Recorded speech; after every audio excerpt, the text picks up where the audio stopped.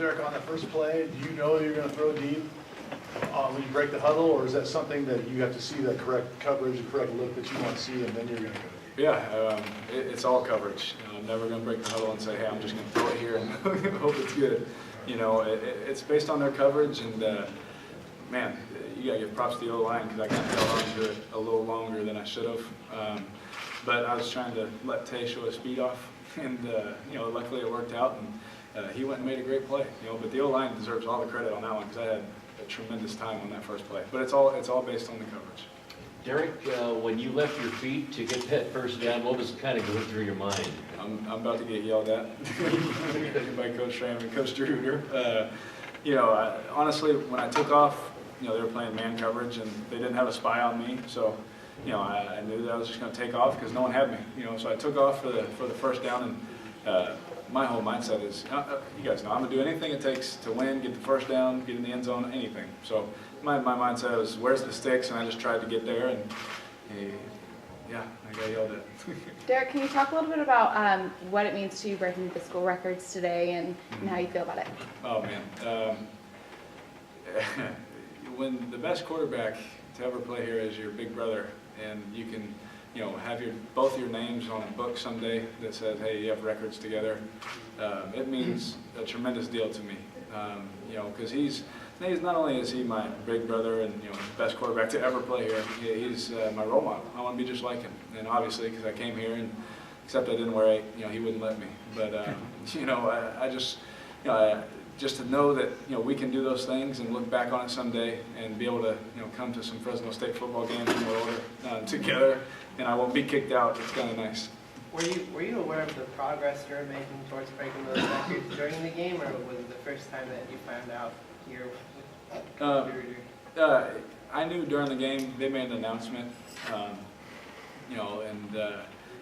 Paul Penninger, he shook my hand, right after, so then I kind of knew that it happened. So, he's classy about it. He said, "Congratulations, you deserve it." He's a great guy, great player, and so it was really cool to be able to experience that. But at the same time, I didn't even know. I was just, I thought I tied it or something, and then they said I broke it. I didn't know. I really didn't know. I tell you guys the truth. All I care about is winning. Those stats and all that is great. It's going to be great for my son to look at someday. But to me, I just want to win games. Derek, can you remember the last time you were sacked? Because once again, your uniform is the cleanest of the bunch. No doubt. That offensive line, man, they work their tail off, and those running backs picking up blitzes, they deserve all the credit. They do. I praise God and thank Him, trust me, every day and every night for His protection, because He's really the one blocking for me. But those guys work their tails off, and it shows. It shows by how much Coach Norcross is teaching them and all that, and we're getting the utmost out of them, and they do such a great job. And I guess they kind of care about me, to not want me to get hit, so I appreciate that. How good was Devontae tonight in your eyes? He's amazing. He's the best receiver in the nation. Our wide receivers are the bunch. They're the best that any college football team has, and they could probably go play in the league my brother was in. They're ridiculous. And the greatest thing about them is that they're all humble. They give God all the credit, and they work hard. I watch LJ and Devontae battle every day in one-on-ones. Those are our two top, corner and our top corner and our top wideout going at it in one-on-ones. They don't have to do that. They could go against a freshman or something, but they go at it, and hard work pays off.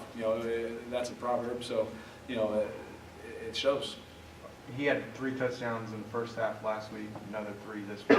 Yeah. See him kind of elevating his game, progressing even more these past couple of weeks. The teams aren't double covering him.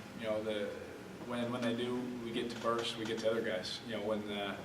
Early on they double covered him. They played cover 2, and so when they don't, our mindset is if anyone's going to play us man, we're going to treat it like they're disrespecting us, even if they're not. That's just our mindset. And so whenever Tay gets one-on-one, or Harp or Burst or Greg, any of those guys.